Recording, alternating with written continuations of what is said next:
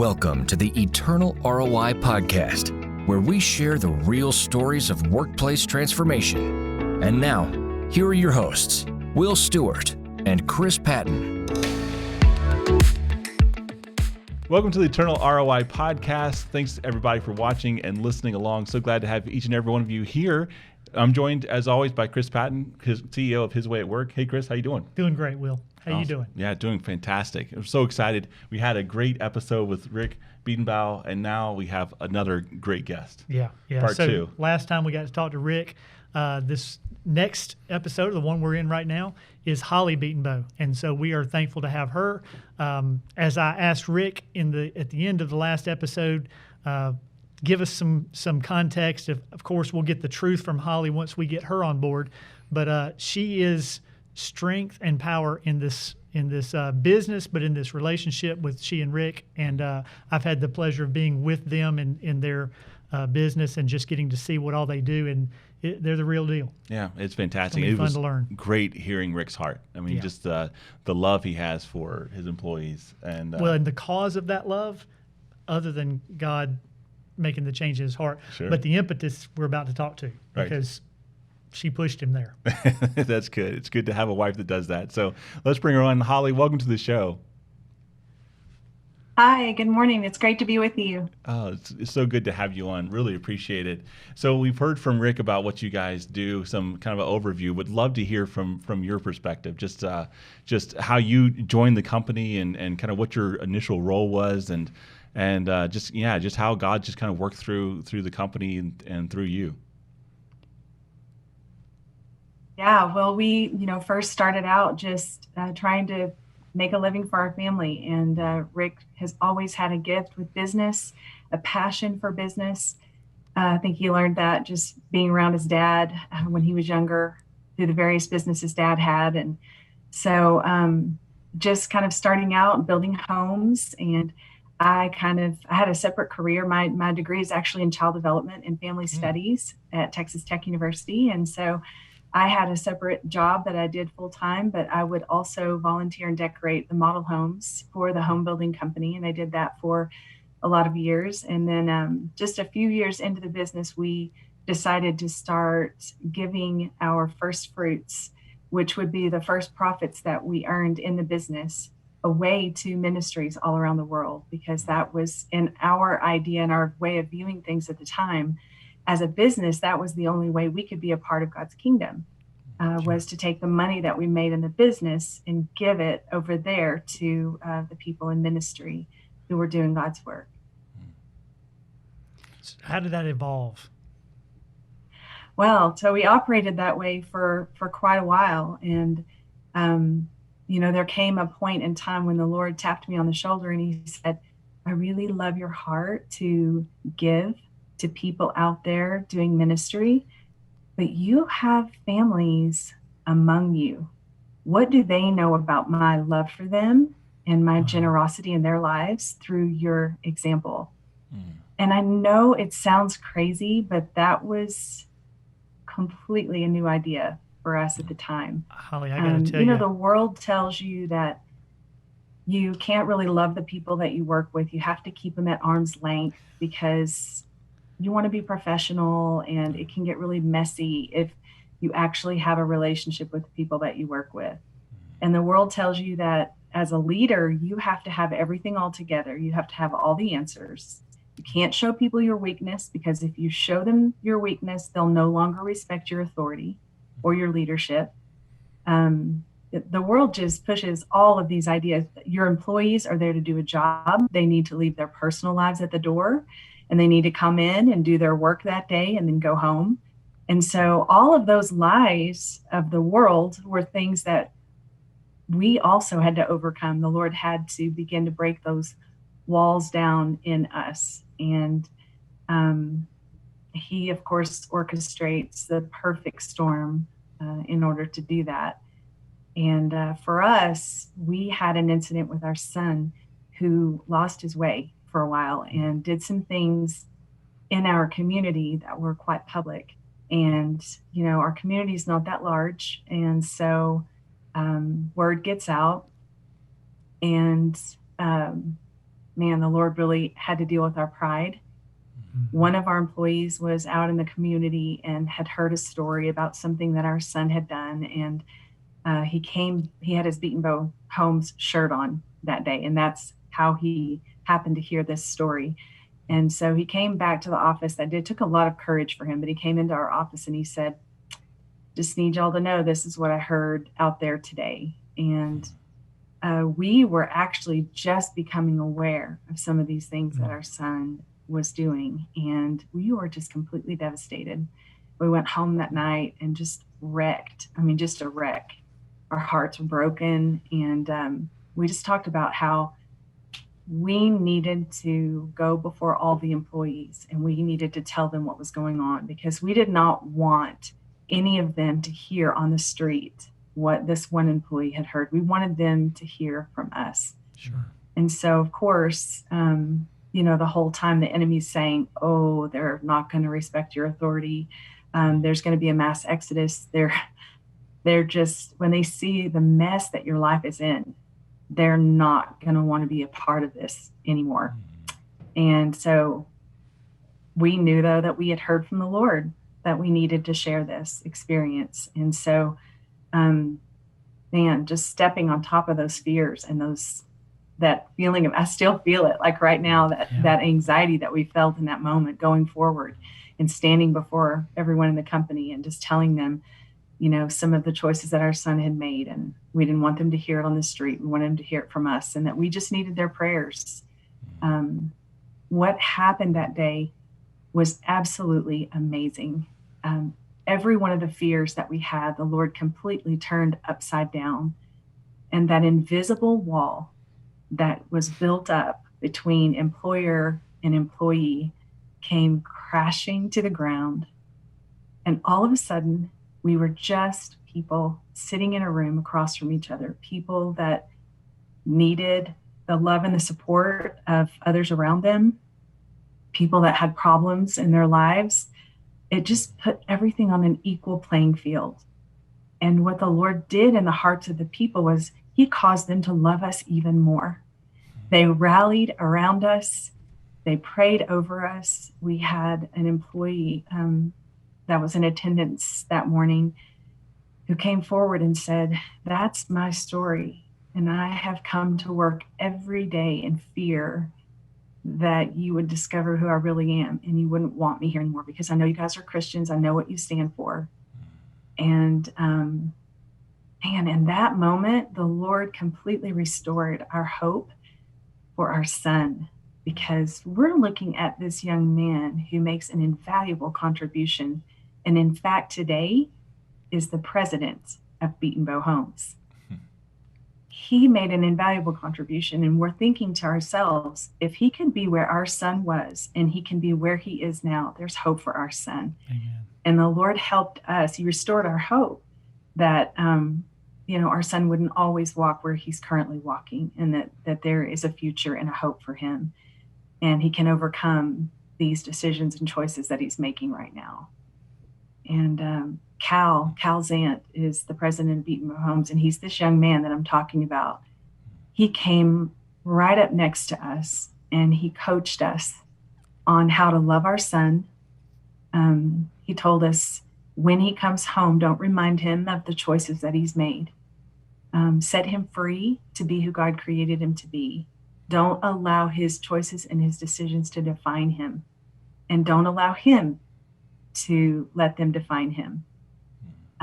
Never give up on him. Always pray for him. Always see him the way God sees him. And I think about if we had not been obedient in that moment, I think about now everything that would have been lost, every opportunity that would have been lost to truly know people and walk with them in their difficulties and in their struggles and in the realness of the hardness of life. And in that moment, the Lord showed us, in order for there to be transparency and vulnerability, that had to start with the leadership. That's right. That door had to open from our side of the relationship. Well, that's powerful. the leadership leading from, and that's a theme I think that Rick was talking about in the first episode before this one, just how important it is if you love people first. It's not always. I mean, it's not always that people are going to love you back, but the chances are very good. And if you're vulnerable with people and you're real with people, then they'll be real back to you. What were some of the steps that you guys have taken just to make sure that people know that you're there for them, and that you're there to love them and care for them? Well, that completely did open a door. And all of a sudden, my office particularly was just flooded with people who were going through personal crises. And it was such a gift to me, first of all, that they trusted me enough on that level to be able to come in and share those things with me. But, as leaders, we kind of solve problems all day. And so in that moment, there was another lesson immediately from the Lord of, you're not the savior here. I'm their only savior.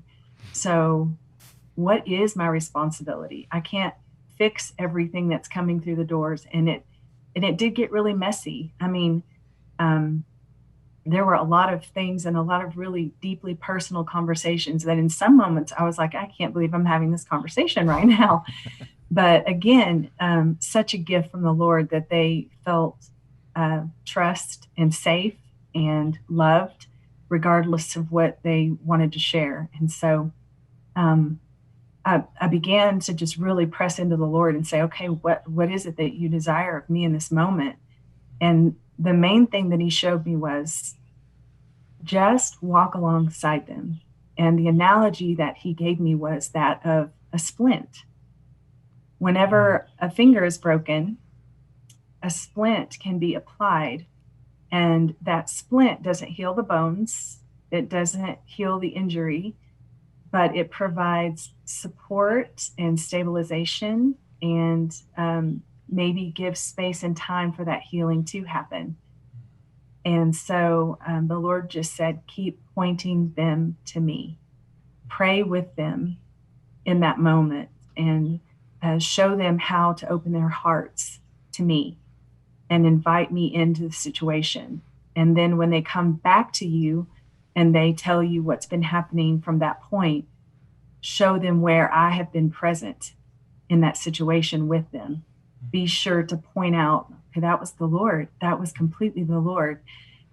He's with you. He will never leave you. And he has all of the wisdom that you need to navigate the situation. And all we have to do is ask for it and then look for it and recognize it and be obedient to everything that he tells us to do. And so it became, let's just do this together. Let's walk through it together. Let's look for the Lord together.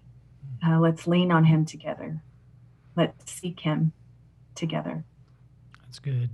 You mentioned once you guys were vulnerable, you shared, then all of a sudden, your door was flooded, all these people. I know the truth, but some might believe, well, suddenly all these problems appear. They've been going on the whole time. Yeah. There just wasn't an outlet for these people, right? It's certainly not at work. And for the vast majority of them, there's no outlet at all. So speak to a business owner today who is trying to navigate this in their mind first. They haven't even gone into this whole mindset of approaching work from this perspective, but speak to them about what is probably happening under the surface at work virtually throughout their employee base, right? Yes, and now that brings me back to that point, in the world of people are here to do a job, they need to leave their personal lives at the door. But is that really possible? I mean, we are very complex human beings, but every aspect of our lives comes with us wherever we go.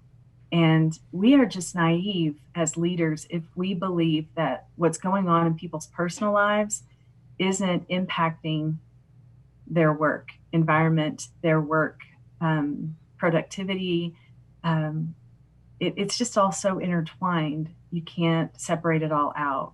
And Right. so what we have learned is when we invite people to be their whole selves, bring everything they are to the table. Don't feel like they have to leave anything at the door. It's an environment that creates a freedom and acceptance, realness and transparency, vulnerability.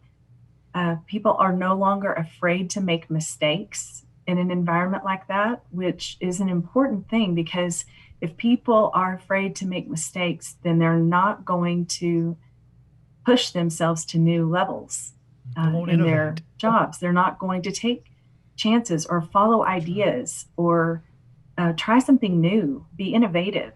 They won't do that if there is an oppression or they feel hindered or restrained in any way. So that's been a real something that we didn't understand would even happen as a result. Sure. That's what we've learned through this. We've learned every step we've taken towards all of this. There have been results that we could have never anticipated or expected that have been just beautiful and fruitful and brought a whole new abundance. The way I love to describe it is it's a difference in living life in black and white and living life in full color. That's great. So when I was coming through this process of this mind shift in my business, family's business, and this has been, 20 years ago, initially I thought, okay, I recognize and something triggered in my mind, there are issues going on within the employee base, and I want to help. And so I effectively hung a shingle outside my door, my office, and opened it up for anyone who wants to come. Crickets. Initially, crickets. So there are multiple reasons for that. And part of it was I had not shown the vulnerability. I had not displayed the love first. And so there was some little bit of a barrier there. I had some here and there that would come in.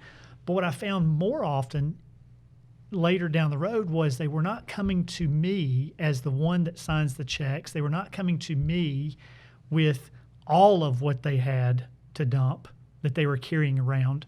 And for us, the solution ended up being chaplaincy, bringing in corporate chaplains of America into our business to provide what you described as a safe environment. There was absolute confidentiality and various things. So I know you guys approach that differently. Share with us a little bit about how you achieve structure or how you do it in such a way that even the framer on a job has a safe place to go where they can share something that may be embarrassing or could even potentially be job threatening in their mind. How do they have that outlet? How do you guys make that happen? We started doing what we call Jumpstart, and we're trying to be as nondescript with our words as we possibly can be. We try not to use religious words, but our Jumpstart literally was a time where each team, all the builders would come together. They would invite their trade partners to come and join in on that. And we would pick just a topic and we would go through that topic together. Like one particular Jumpstart that I'm remembering, the topic was forgiveness.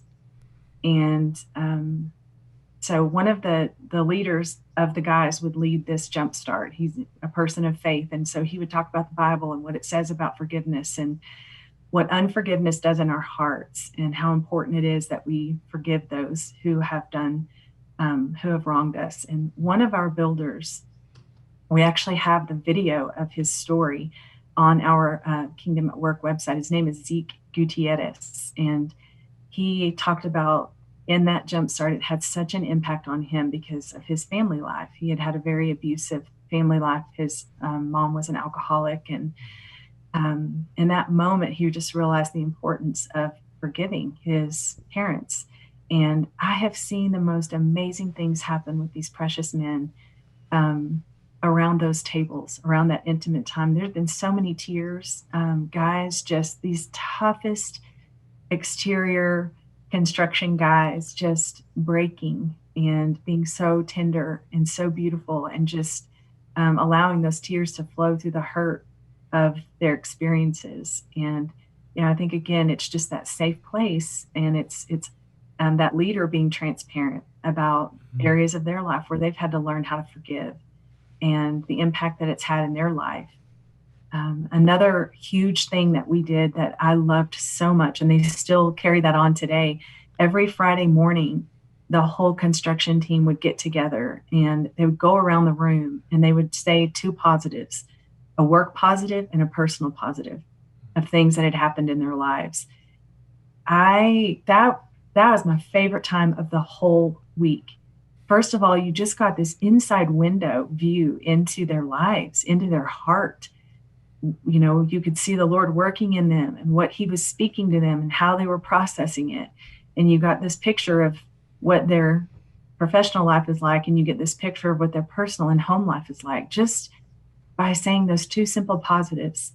And I think it also trained us all, because we knew every Friday we were going to need to say a work positive and a personal positive. So you're looking for So all week long, what are we looking for?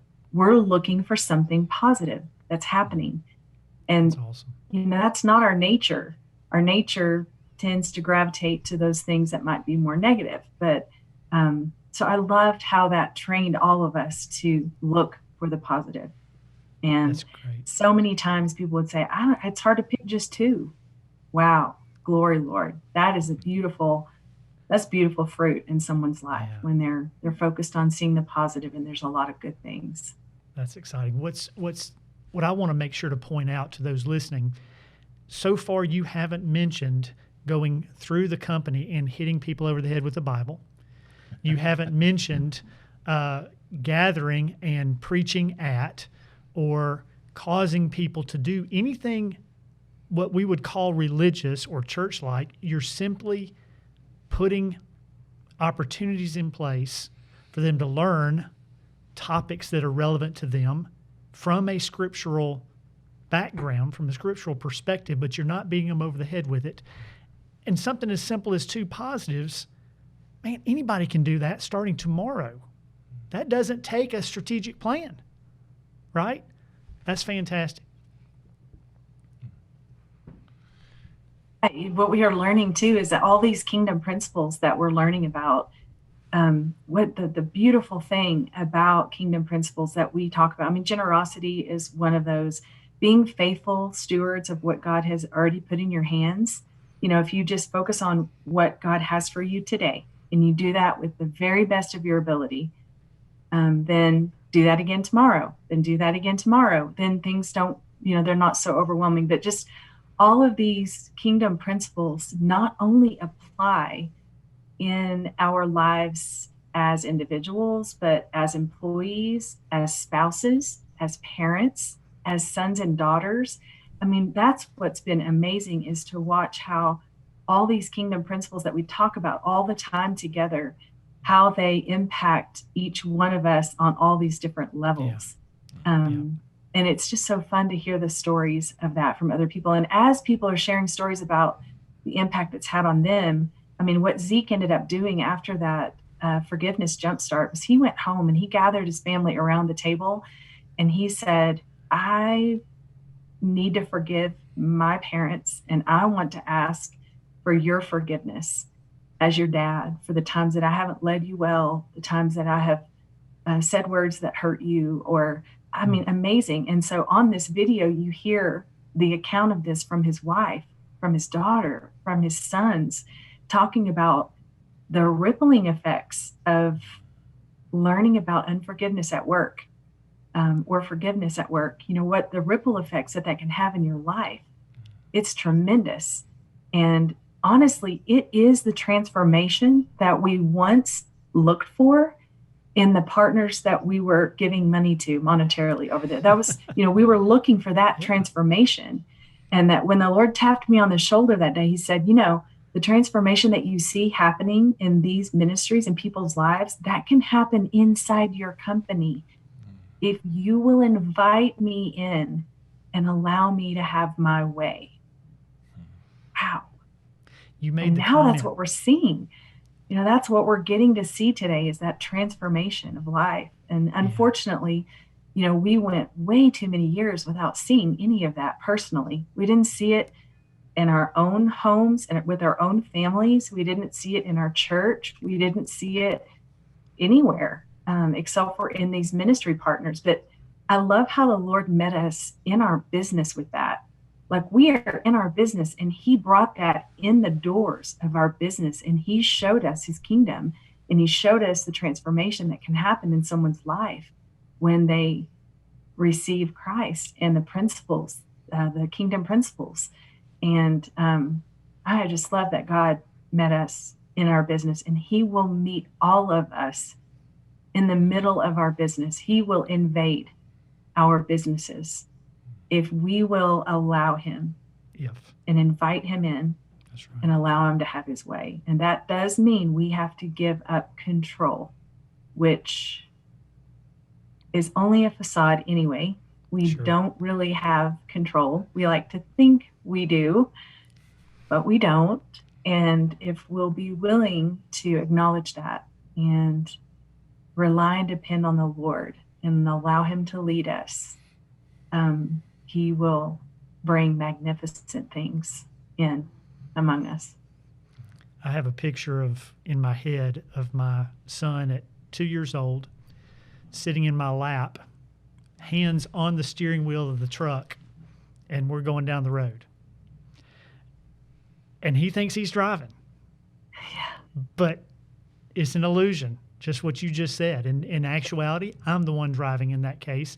I'm letting him sit there. I want him to acknowledge me. I want him to see and just participate with me.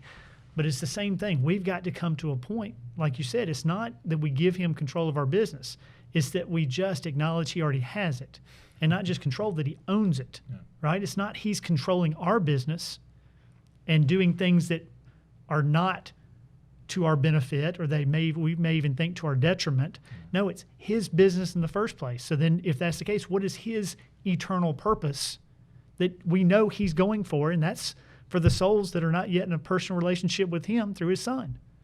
So if we can get that and just acknowledge it, give it to him, and be thrilled with the chance that he can do it through us and the fun we can have sitting in his lap with the hands on the wheel, man, it can be incredible. And I want to go back. You made a comment earlier. You said, I know it sounds crazy, but we just didn't see, we're giving money probably somewhat locally, but also internationally. You're giving money out into the world, and you weren't looking at your employee base. That is not crazy. That is so common. Yes. And I want to sit there for a second, because I know there are people listening that are just now either hearing it for the first time today, or we are the second or third time they're hearing it, and God's using this to get it to click. But the bottom line is that's not abnormal. We don't hear growing up, and I don't indict the church itself, but we don't hear growing up, here's how you engage your faith in the business world, because it's just not taught, right? So we're not hearing that. So we have to come to the realization somehow. And I encourage you, if you're listening, to think through this. This is his business. And if it's his business, then the people there, as Rick said in the last episode, they're his people. They're not our people.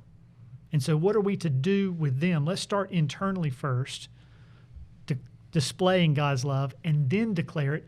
And then out of that, there is nothing bad about giving out into the world. In fact, if we do it well, the employees will help us and want to push it out, because they will feel that love and want to spread it. They can't help it. It's contagious. So I just had to hit that for a second, because that's a big, big transition point for so many business owners to recognize that, start looking internally first, and then go outward. So glad, Chris, that you came back and we camped out there for a minute. And I can tell you, the very first attack of the enemy for us, whenever the Lord suggested that we be ministers in the marketplace, was, I don't know the Bible well enough. I'm not equipped to do that. I can't. What?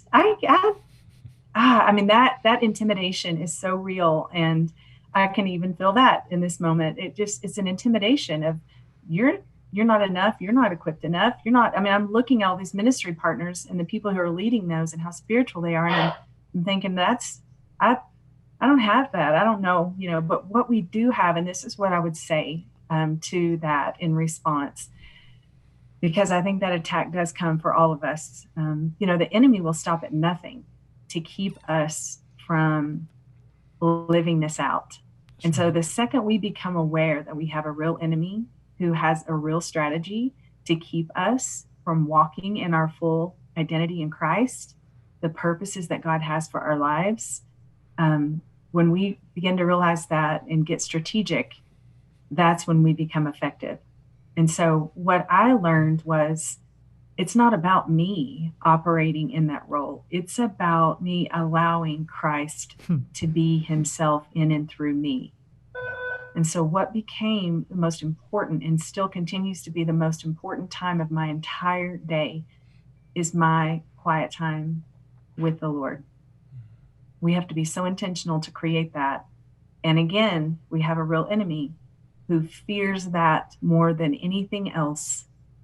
If we sit in the presence of the Lord, that's when the Lord transforms us. That's when he renews us. That's when he paints a picture of a contrast between who he is and between who we are. He shows us that contrast so lovingly. It's never condemnation. It's never shame. It's never guilt. But he begins to lead us in his ways. And the more we spend time in his presence, the more of him that gets infused in us. And he'll take over as much space as we will surrender to him. And so it just becomes a matter of allowing him to operate in and through us. And that's what it means. That's what spiritual leadership means. Spiritual leadership simply means we agree to allow the Lord to lead us. We agree to be led by his Spirit in all that we do. And of course, no one's perfect in that. And we all miss the mark in that. And there's just abounding grace. All the Lord wants is for us to keep coming back and saying, wow, kind of blew that one. I took over the wheel, but I really think you have a better way. And I want your way, not my way. So can you show me what that looks like? Can you help me see this person through your eyes? Can you help me see this situation the way you see it? Because your ways are not our ways, and they're higher than our ways. And so, I think it's just, you're not saying I'm spiritual enough. What you're saying is, I commit to allowing the Spirit of the Lord to lead me. And that's it. Yep. So one of the quotes from last episode, your husband, Rick, said, I believe I'm in a constant transition into a spiritual leader. And then he paused and he said, actually, we're all spiritual leaders. It just depends on which spirit we allow to lead us. But the point I want to make on what he was saying is the process. So I've been in a position where I've listened in the past. I've listened to someone like you, someone like Rick, and others that we have on this podcast, and I actually felt frustrated. I would hear what you guys would say, and I would think, one, like you just said, I'm not worthy. I'm not there. But then I'd also get frustrated that I'm not as far along, or I just don't feel I can jump out tomorrow and do what you're doing. But let me just ask you a question. How many years have you guys been doing business this way? So the company is about 28 years old, and so probably around 14 years, I would say, 15, 16 years. And it's just been a slow, gradual process. And I'm telling you, most days are extremely routine, mundane, and ordinary days. And, there are a lot of times when we would be discouraged that we weren't seeing progress, either in ourselves and in our own walk with the Lord, or in our employees, or in situations. And goodness, difficult situations come up every day. And navigating through those sometimes, it's just always, it's never easy. It's not ever gotten easier. So please don't let us paint a picture, first of all, that we have anything figured out or that we have it all figured out, or second of all, that we're further down this process, because it's a struggle every single day. Yeah. And I think what the Lord wants us to learn first and foremost is just coming to him, pouring it all out before him. There were days when I had so many things on my to-do list, I wouldn't even know where to begin. I really honestly would feel stifled. And so in my quiet time in the morning, my favorite time is between 5 and 7 a.m. That's when I go to the Lord, because it's still quiet. Everybody's asleep and I'm just a morning person.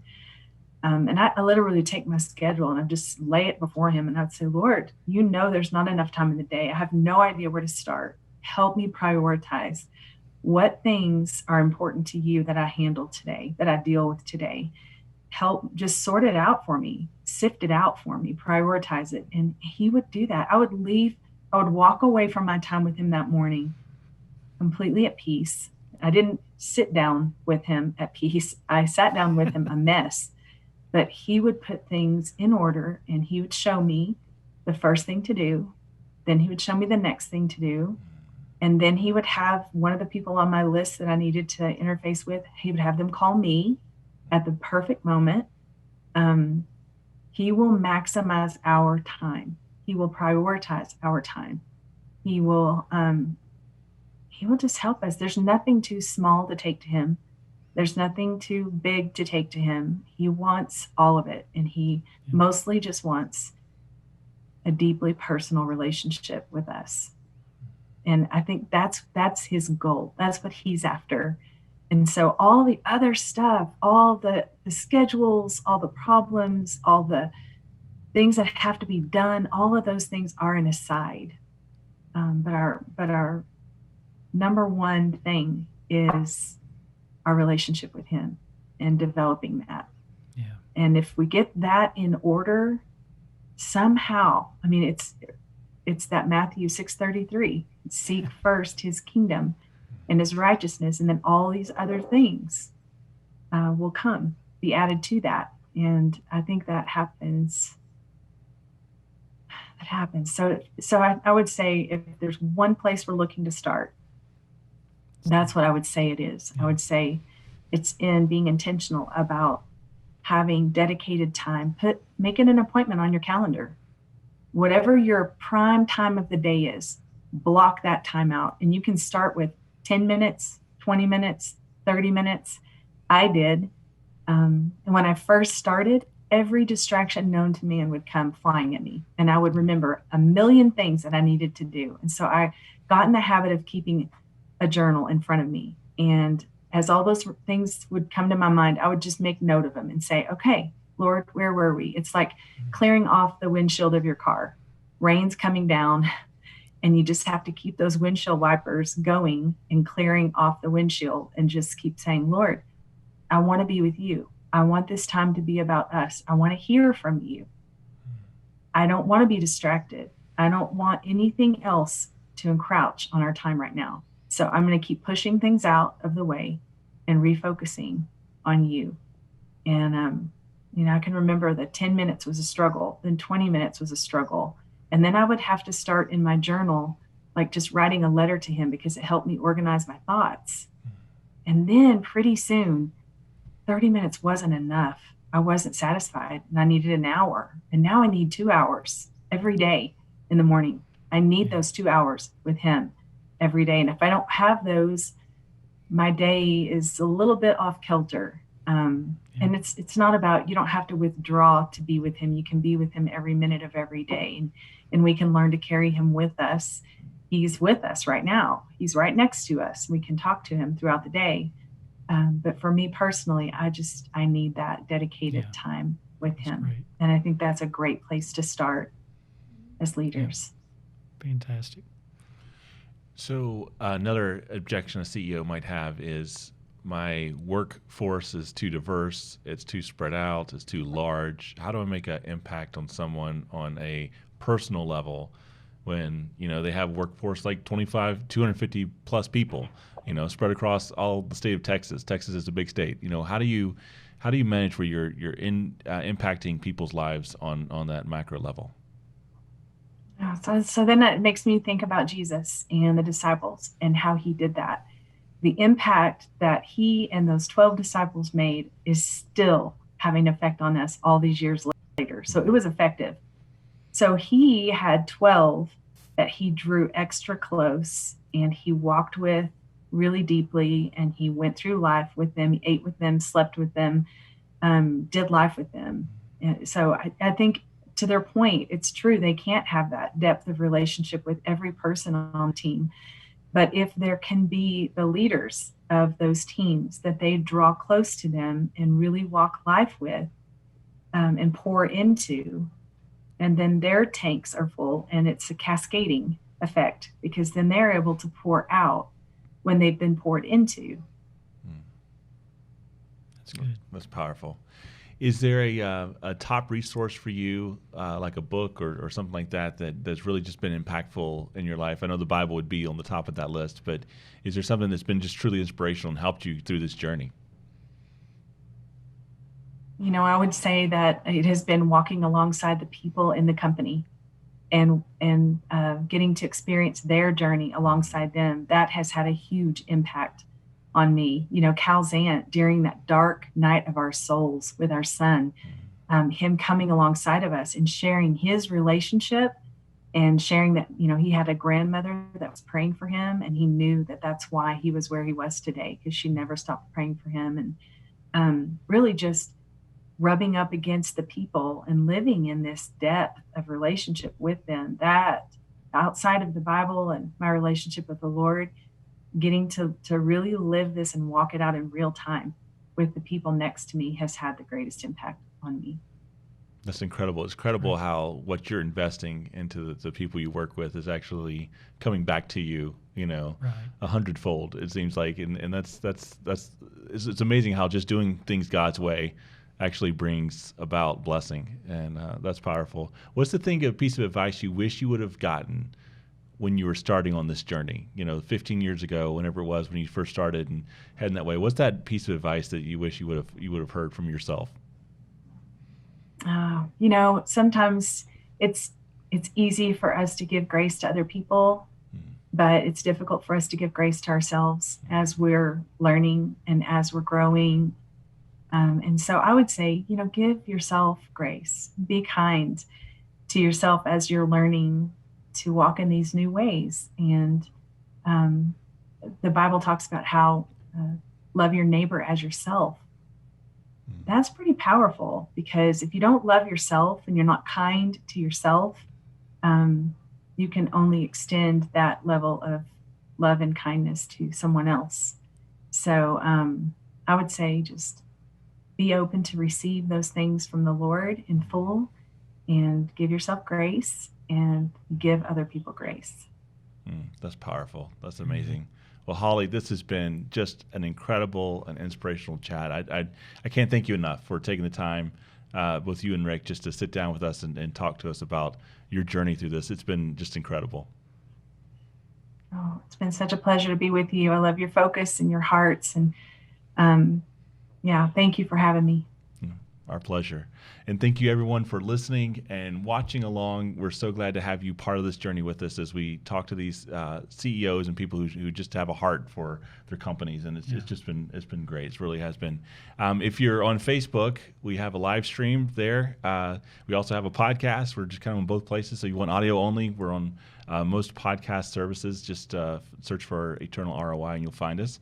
And if you're listening on the podcast and want to just see us as well as hear us, we're also streaming live on Facebook. So go to Facebook and search for His Way at Work, and you'll find us there. So until next time, thanks so much.